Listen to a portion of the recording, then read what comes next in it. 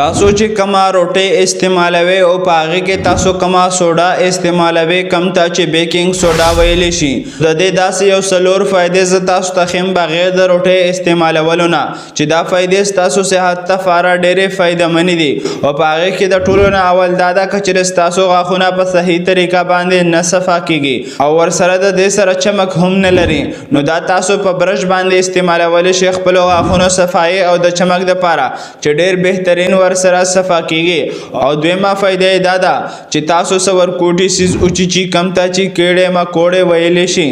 نو پاغه باندې کچره خاره خراشي نو تاسو دا په بو کې خوشته کې او پاغه باندې ولګوي چې د سره خاره هم زر ټیک کې دوه طرف ته درومي او جراثیم هم صفا کېږي دغه زینا او درېمه فائدې دا ده چې کله هم تاسو د بازار نه سبزی راوړئ نو پاغه باندې خامخ سپری شوی وي چې سپری تاسو صحت ته فاره کله نه کله نقصان دی هم ثابت کېږي نو دا غي صفای د لپاره بهترینه طریقه دا ده چې تاسو به دا سبزی په یو ټپ کې واچوي او په ټپ کې به تاسو ور سره وبم واچوي او 2 چمچ دا سوډا به پکې تاسو واچو او دا به تاسو 15 منټو د پاره پرې دي چې د دې سره هغه سبزی ډېر زر صفا کیږي کومه سبزی باندې چې سپری وغیرہ شوی وي یا تاسو په عام او بو باندې وینځم نو تاسو صحت ته نقصان نشي ورکولای او سلورمه فائدې دا ده چې تاسو د معده یا د خلینه بدبوئی نو تاسو یو ګلاس اوبه راواله او په 2 غوتو کې لږه شاندا سوډا راواله په دې ګلاس اوبو کې واچوي او دا تاسو اوس کې نو د دې سره هغه جراثیم کم جراثیم چې تاسو په خله کې بدبوئی جوړوي